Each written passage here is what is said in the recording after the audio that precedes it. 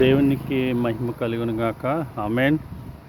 ఈ పొలాలు చూసారా, పచ్చగా ఉన్నవి, కానీ వర్షాలు లేక చాలా ఇబ్బంది పడుతున్నారు ఈ కాలువ నీళ్ళతోటే.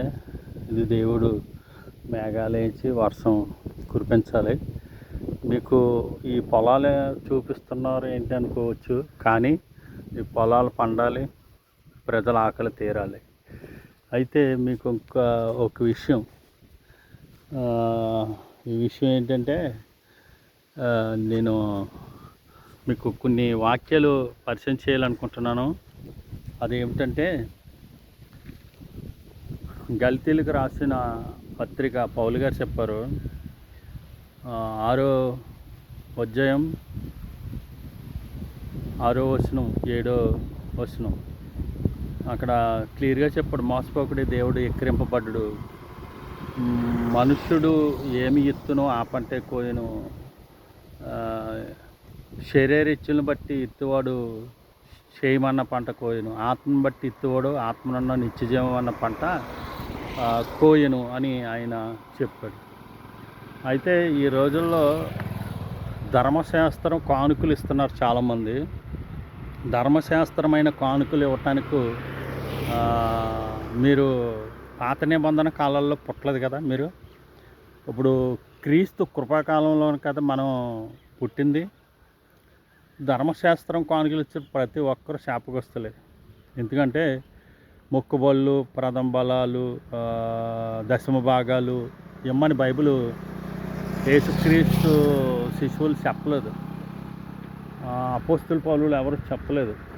అయితే మనం ఇవ్వాల్సింది హృదయంలో నిశ్చయించుకున్న ప్రకారంగా ఏమన్నాడు అపోస్తుడైన పౌలు కొరింథీయులకు రాసిన రెండో పత్రికలో క్లియర్గా చెప్పాడు. హృదయంలో నిశ్చయించుకున్న ప్రకారంగా ఏమన్నాడు, ఆ వాక్యం నేను పెడతాను, మీరు కింద చూడండి. అలాగే ఈ మీరు ఇచ్చే కానుకు అల్పులైన వారికి, బేదలకు, దరిద్రులకు, అంగహీనులకు ఉపయోగపడుతున్నాయా ఆ కానుకలు? లేకపోతే సైట్లు, ఇగోండి పొలాలు కొనుక్కునే పాస్టర్లకి, బోధకులకు మీరు ఇస్తున్నారా? అలాంటి కానుకలు దేవుడి సన్నిధికి చేరవు. మీ ఇచ్చిన కానుక జీవగంధంలో రాయబడదు అని వాక్యం సెలవిస్తుంది. అపోస్తుల కార్యంలో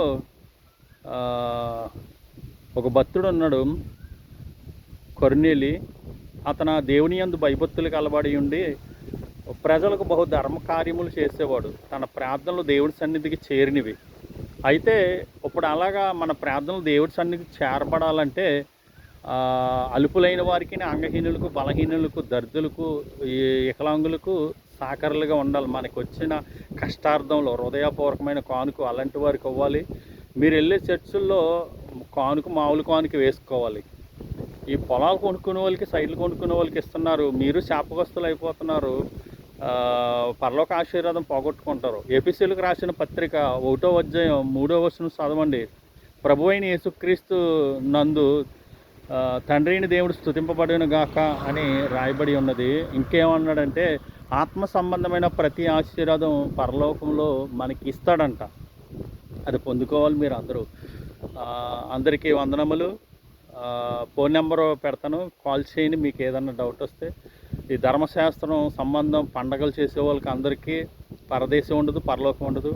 అలాగే కుర్చీల్ని, సిలువుల్ని ఆరాధించే వాళ్ళకి కట్ట పరదేశీ, పరలోకం ఉండదు. ప్రకటన 22వ అధ్యాయం 15వ వచనం మీరు చదవండి.